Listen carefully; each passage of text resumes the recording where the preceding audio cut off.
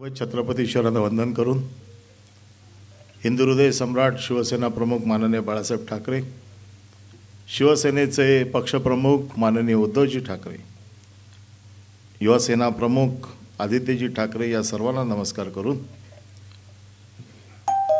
मुंबई पदवीधर व शिक्षक मतदारसंघाच्या ईशान्य मुंबईच्या या पदाधिकाऱ्यांच्या मेळाव्यासाठी उपस्थित दक्षिण लोकसभा मतदारसंघातील पदाधिकाऱ्यांच्या या मेळाव्यासाठी उपस्थित शिवसेनेचे नेते, या विभागाचे खासदार अरविंदजी सावंत, व्यासपीठावरील सर्व मान्यवर आहे, पण मी आता वेळ घेत नाही, सर्व मान्यवरांचं मी मनापासून आभार मानतो। येथे जमलेले सर्व माझे शिवसैनिक पदाधिकारी बंधूंनो आणि भगिनींनो, सर्वप्रथम या लोकसभेतनं आपण शिवसेना नेते अरविंद सावंत यांना पुन्हा एकदा तिसऱ्यांदा लोकसभेवरती निवडून पाठवलं, म्हणून आपलं मनापासून अभिनंदन करतो, आपले हार्दिक आभार मानतो। ओएसिस फर्टिलिटीच्या तज्ञांनी IVF उपचार पद्धतीद्वारे 1 लाखांहून अधिक जोडप्यांना मातृत्व प्राप्तीचा आनंद दिला आहे। मोफत अपॉइंटमेंट बुक करण्यासाठी आजच संपर्क साधा। पदवीधर मतदारसंघाची निवडणूक आहे आणि ही निवडणूक आपल्यासाठी काही नवीन नाही आहे। गेले कित्येक वर्ष आपण ही निवडणूक लढतोय आणि जिंकतोय। सलग 5 वेळा ही निवडणूक आपण जिंकलेलो आहे, म्हणजे 30 वर्ष हा मतदारसंघ हा शिवसेनेच्या ताब्यात आहे। आणि या मतदारसंघाची निवडणूक, या निवडणुकीच्या प्रचार यंत्रणेचा मी मागच्या 3 निवडणुकीचा निवडणूक प्रमुख होतो, म्हणजे निवडणुकीच्या प्रचार यंत्रणांचा प्रमुख होतो। आणि त्यामुळे मला एक गोष्ट नक्की माहिती आहे की निवडणूक जरी पदवीधर मतदारसंघाची असली तरी ती निवडणूक खरं आहे शिवसेनेच्या कार्यकर्त्यांची। त्याचं कारण असं आहे की ही निवडणूक 2 टप्प्यात लढली जाते। पहिला टप्पा असतो तो नोंदणीचा आणि दुसरा टप्पा असतो तो मतदानाचा। मला एक गोष्ट अतिशय प्रकर्षाने नेहमी आवडते की शिवसैनिक किती शिकलाय याला जास्त महत्त्व नाही आहे, पण पदवीधराला पकडून तो मतदान केंद्रापर्यंत घेऊन जातो, पदवीधराची नोंदणी करून घेतो, हे त्याचं कौशल्य जे आहे याला खरं म्हणजे तोड नाही। का पण 30 वर्ष आपण निवडणूक जिंकतोय? निवडणूक 30 वर्ष जिंकतोय त्याचं कारण असं आहे की मुंबईमध्ये शिवसैनिकांचं जे जाळं आहे, या जाळ्यातनं कोण तसं सटकू शकत नाही। या जाळ्यात ते बरोबर सगळ्यांना उचलतात।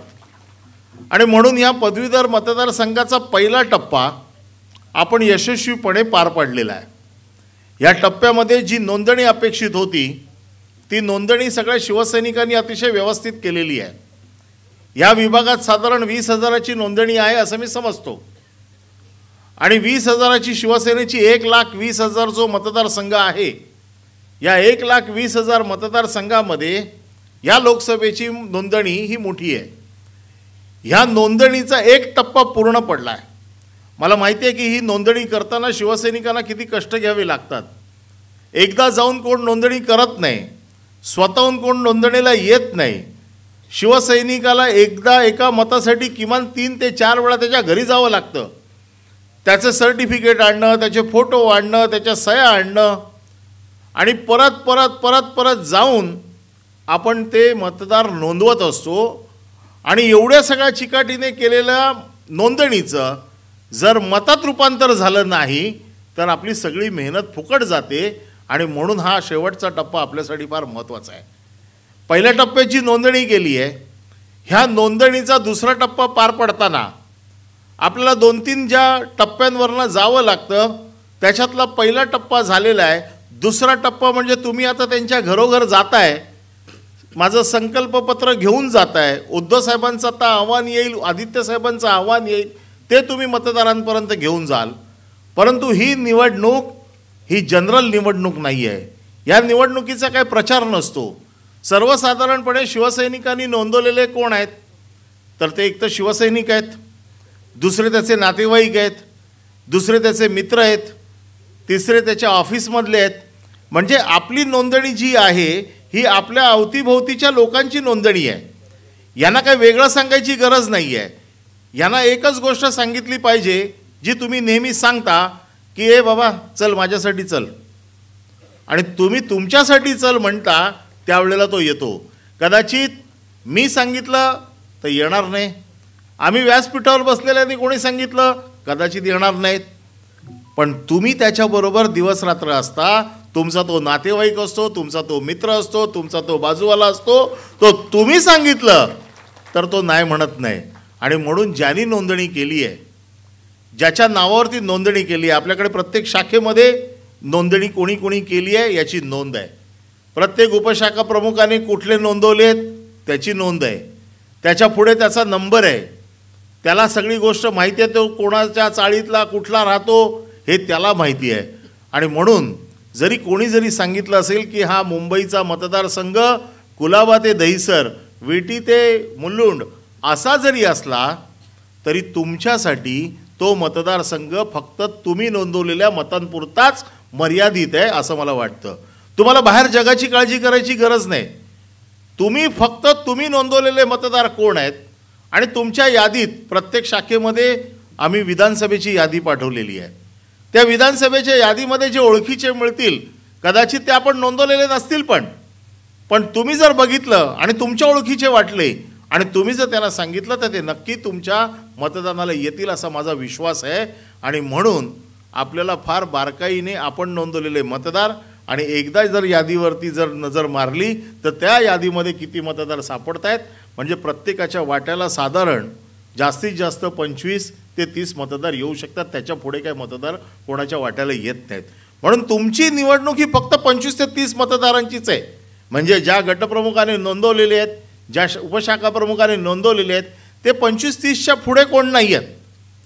ज्या शाखेमध्ये 700 आहेत, 800 आहेत, 900 आहेत, इकडे चित्र वेगळं आहे.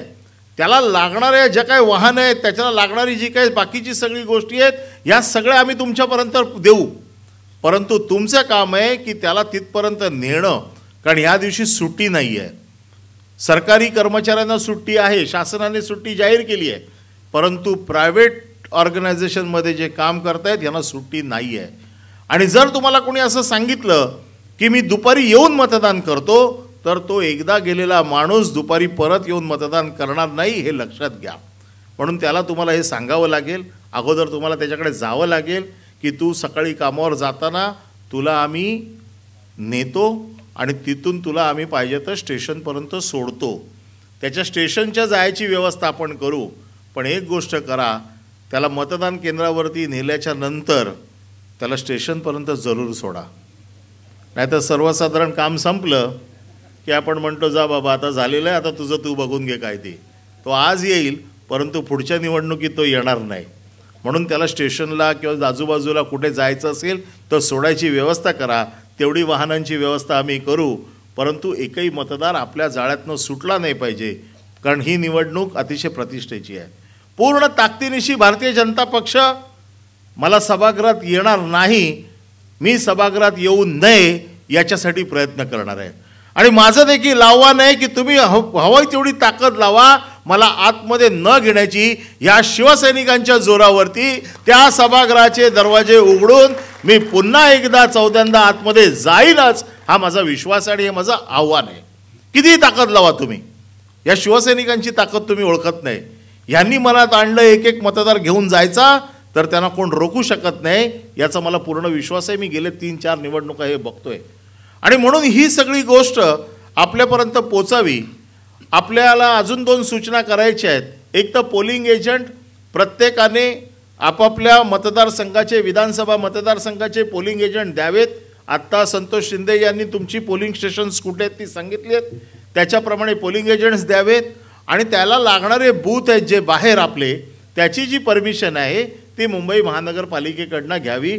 एवढ्या 2 जबाबदाऱ्या या विधानसभा संघटकाकडे किंवा विधानसभेच्या प्रमुखाकडे या 2 जबाबदाऱ्या आहेत. पण याचबरोबर ह्या लोकसभा ह्या पदवीधर मतदारसंघामध्ये ज्या वेळेला आता आपण एक उमेदवार पाठवणार आहोत, आपल्याला यावेळेला शिक्षक मतदारसंघाचा उमेदवार देखील यावेळेला विधान परिषदेत पाठवायचा आहे. का पाठवायचा आहे?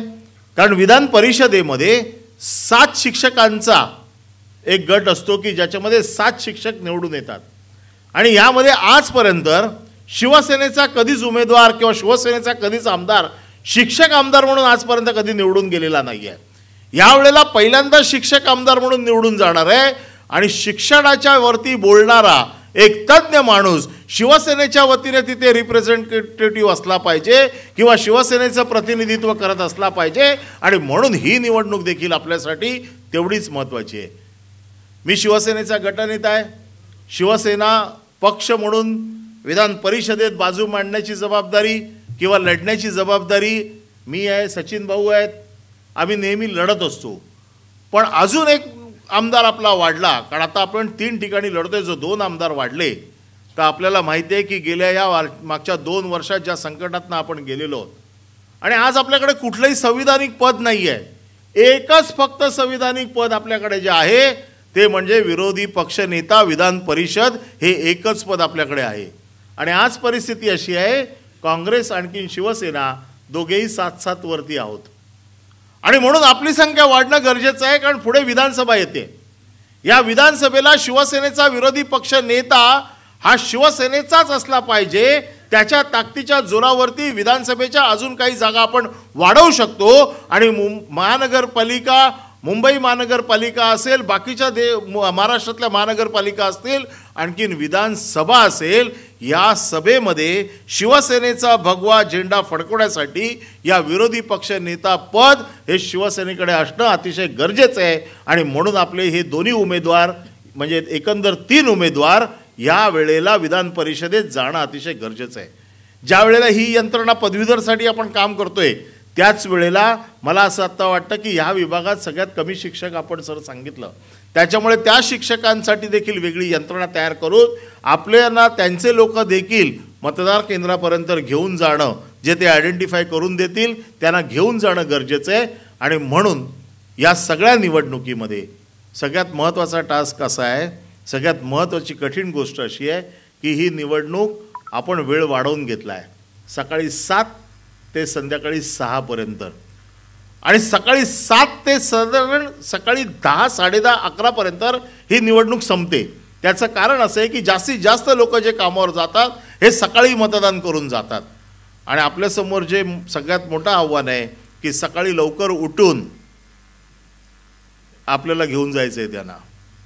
मी मध्ये थांबलो कारण मी शिवसेनेत खूप वर्ष काम करतो, त्याच्यामुळे सकाळी उठून काम करायचं म्हटलं तर काय त्रास असतो तो मला माहिती आहे. एकदा रात्रीच्या निवडणुका घेऊन बघा, कोण हरवतो ते बघूया. पण ते सकाळी उठून आपल्याला घेऊन जायचं आहे सगळ्या लोकांना. त्यामुळे आपल्याला सकाळी 6 वाजता आपल्याला फील्डवर असावं लागेल. 6 पासून आपल्याला ताबडतोब घेऊन जावं लागेल लोकांना. आणि मला असं वाटतं की आपल्याकडे जी पद्धत आहे, आपल्या हातात कागद असतो, प्रत्येक जो कार्यकर्ता जो आपला असतो त्याला माहीत असतं की माझ्या हातात 10 मतं आहेत, माझ्या हातात 15 मतं आहेत. आणि तो ताबडतोब जशी जशी मतं जातात तसं तसं तो शाखा प्रमुखाला कळवत असतो. कुठली निवडणूक किती डिजिटलायझेशन होऊ देत, शेवटी शिवसेनेची जी पद्धत आहे ना, हीच सगळ्यावरची जालीम इलाज आहे. आणि तोच जालीम इलाज किंवा तोच उपचार हा शेवटी आपल्याला कामाला येतो. आणि म्हणून घरी जाऊन कार्यकर्त्यांनी त्याला मतदाराला नेणं आणि घेऊन जाणं. आणि घेऊन जाताना खिशामध्ये त्याच्या जो मतदाराचा आपला डमी पेपर आहे, ज्याच्यामध्ये उमेदवाराच्या समोर काय लिहायचं आहे हा कागद तुमच्याकडे येईल. तो कागद प्रत्येक मतदाराकडे जातोय की नाही हे बघणं देखील गरजेचं आहे. कारण आतमध्ये या निवडणुकीत आतमध्ये कागद घेऊन जाऊन तुम्ही तसेच्या तसं मतदान लिहू शकतात. हा पदवीधर मतदारसंघ आहे, पण सगळ्यात जास्त मतं जर बाद कोटली होत असतील तर ती या मतदारसंघातच होतात. त्याचं कारण काय? जास्त शिकलेले आहेत. मी जर तुम्हाला एक एक उदाहरणं सांगेन तुमचा विश्वास बसणार नाही. या मतदारसंघामध्ये एक आकडा फक्त लिहायचा असतो, सोपं असतं. अनिल दत्तात्रय परब समोरच्या चौकोनात 1.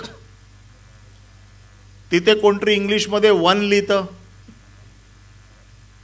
कोण टिकमार्क करतं, कोण फुली करतं, कोण सही करतं, जास्त कडवट शिवसैनिक असेल तर तो जय महाराष्ट्र लिहितो.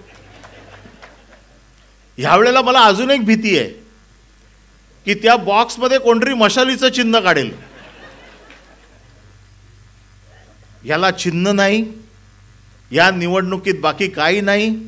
या निवडणुकीत माझ्या नावाच्या समोर माझं नाव नंबर 1 ला आहे. त्या 1 आकड्याच्या समोर फक्त त्या बॉक्समध्ये 1 लिहायचं आहे. तर तो 1 लिहिताना पण 1 बॉक्सच्या बाहेर येऊ देऊ नका.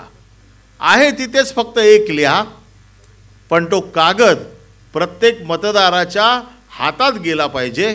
म्हणून मतदार केंद्रावरती तुम्ही लक्ष ठेवा की प्रत्येक आतमध्ये जाणारा माणूस किंवा त्याला गाडीतनं घेऊन जाणारा आपला कार्यकर्ता हा खिशातनं कागद घेऊन जातोय की नाही. हवे तेवढे आपण उपलब्ध करून देऊ डमी बॅलेट्स. आणि हे करत असताना तिथे ठेवलेलं पेन आहे तेच वापरायचं आहे. बरेचसे लोक खिशातलं पेन काढतात आणि ताबडतोब 1 लिहितात आणि येतात. विशेषतः शिक्षकांमध्ये खिशाला पेनची जास्त सवय आहे. 1400 मतं बाद झाली होती माझ्या वेळेला. मागच्या वेळेला पदवीधरमध्ये 6500 मतं बाद झाली होती.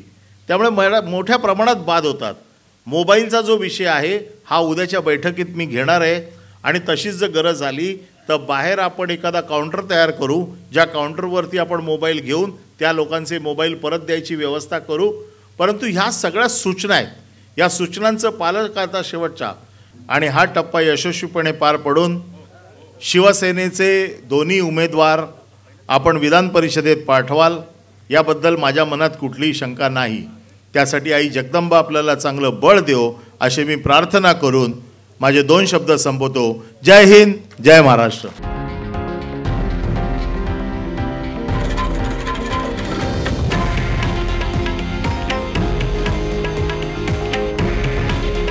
हे आहे देशातील नंबर 1 न्यूज नेटवर्क आणि आपण पाहत आहात TV9 मराठी. काळजी तुमची, हित महाराष्ट्राचं.